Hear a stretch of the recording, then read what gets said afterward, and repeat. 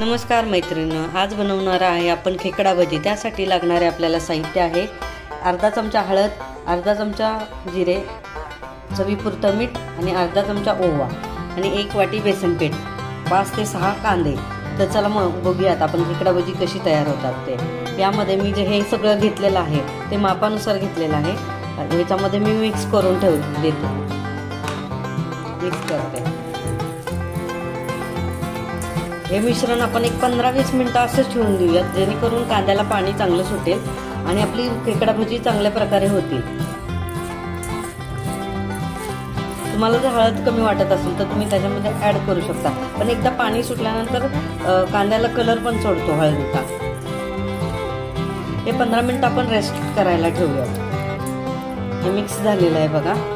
आणि ज्यावेळेस भजी करायचं त्यावेळेस कोथिंबीर थोडीशी आपण टाकून घेऊयात।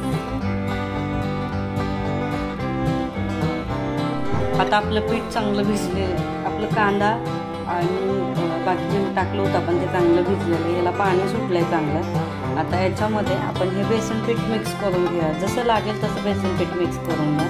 तेही बेसन पीठ 5 मिनिटं ठेवायचं मिक्स करून, जेणेकरून चांगल्या प्रकारे खेकडा भजी होतात।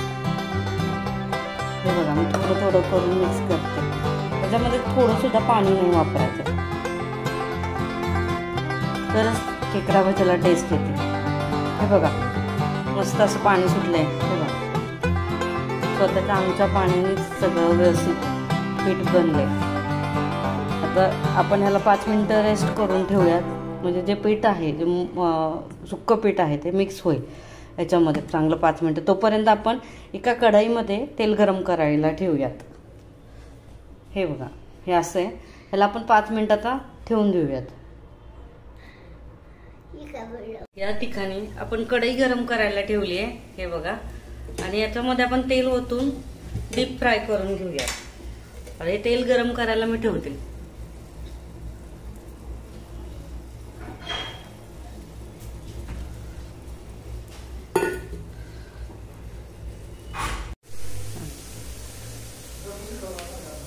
आता तेल गरम झालेलं आहे, याच्यामध्ये आपण ही खेकडा भजी सोडून तयार करू।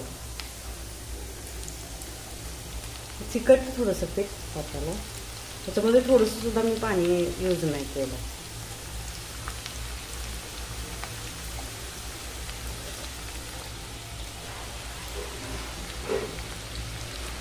मंद आचेवरती भजी तळून घेऊ।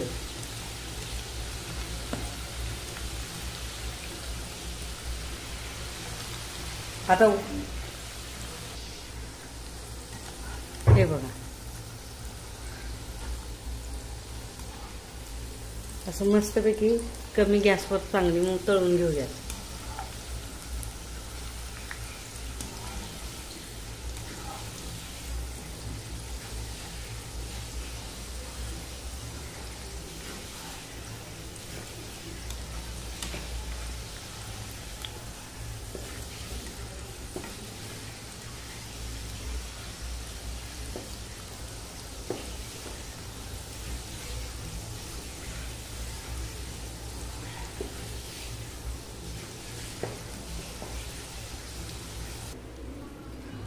हे बघा, आपली खेकडा भजी मस्त अशी तयार झालेली आहे।